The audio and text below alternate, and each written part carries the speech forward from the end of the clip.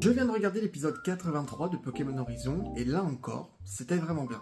Ici, dans cet épisode, il y a 3 éléments majeurs, et le premier, c'est le fait que j'ai des théories qui se réalisent enfin. La première, j'en discutais avec certains d'entre vous en privé, c'est le fait que Spinel est en réalité un traître. Et le deuxième élément, la deuxième théorie qui se réalise grâce à cet épisode, c'est le fait que Gibeon est en fait encore vivant grâce à ce petit cristal violet. Mais bon, parlons un peu plus de cet épisode, et là c'était vraiment centré sur Amésio.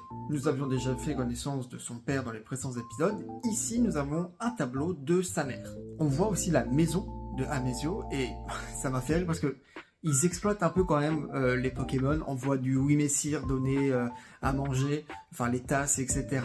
On voit les palartichauds, ça m'a fait rire, les palartichauds en mode garde devant la maison. Après, l'épisode était quand même assez calme. C'était le but, c'était le calme avant la tempête, puisque ça va exploser dans les prochains épisodes.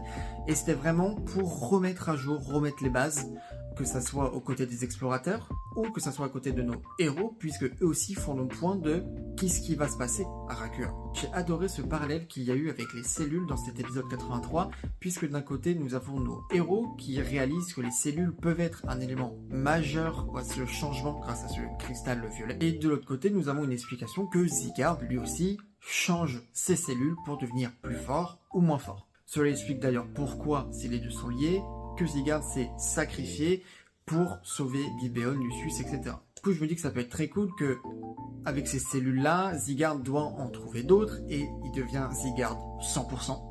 Et que du coup, Rayquaza, vu qu'il n'a pas besoin de gemmes, Sésame, pour méga évoluer, qui méga évolue, et que les deux, soit ils s'affrontent comme ça et que c'est extraordinaire, soit ils doivent être alliés, et là ça peut l'être encore plus.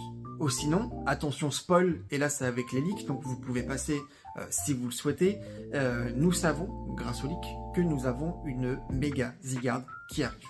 Et étant donné que nous sommes en février et qu'il y a un Pokémon Day qui doit arriver en fin du mois, ça serait magnifique de teaser un peu plus Legend ZA avec un méga Zygarde de Gibeon. Si tu es fan de Pokémon et surtout de Pokémon Horizon, n'hésite pas à t'abonner puisque j'ai fait d'autres vidéos sur ce sujet.